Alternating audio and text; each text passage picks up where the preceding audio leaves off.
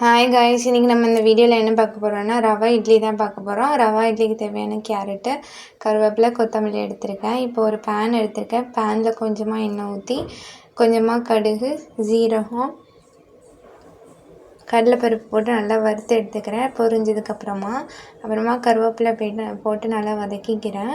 இந்த ரவை இட்லி வந்து நல்ல டேஸ்ட்டாக இருக்கும். ஆனால் நீங்கள் கொஞ்சம் தண்ணி அதிகமாக ஊற்றிட்டா கூட அது நல்ல டேஸ்ட் அந்த அளவுக்கு வராது. டேஸ்ட் இருக்கும், ஆனால் அந்த இட்லியோட கன்சிஸ்டன்சி மாதிரி இருக்காது. இப்போ பார்த்திங்கன்னா, இப்போ நம்ம கடலைப்பருப்பு நல்லாவே வறுந்துருச்சு. இந்த ஸ்டேஜில் நான் வந்து கருவேப்பிலை ஆட் பண்ணிக்கிறேன்.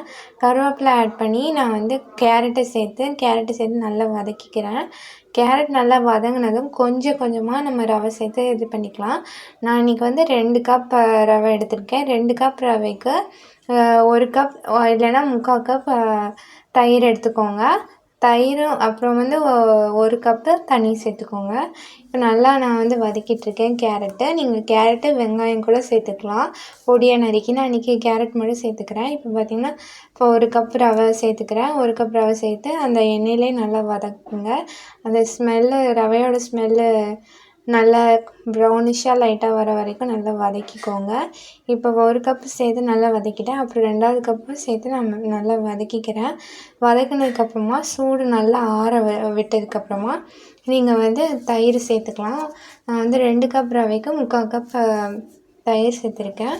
தயிர் சேர்த்து நல்லா கலந்துக்கோங்க. கலந்து உங்களுக்கு தேவையான அளவு தண்ணி சேர்த்துக்கோங்க. 1/2 கப் தண்ணியே போதுமானது. அது சேர்த்ததுக்கப்புறமா ஒரு 1/2 அன் ஹவர் ஊற விட்டுருங்க. அந்த தயிரில் நல்லா ஊறினா அந்த ரவையோட இது நல்லா சாஃப்டாக மாறும். ஸோ இட்லி கூட ரொம்பவே நல்லா வரும்.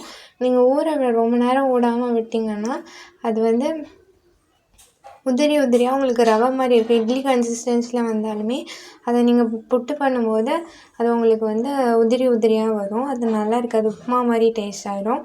இப்போ தண்ணி சேர்த்து நான் வந்து கொத்தமல்லி சேர்த்து நான் நல்லா கிளறி விட்டுட்டு ஒரு 1/2 அன் ஹவர் கழித்து நான் அதை ஊற்ற போகிறேன்.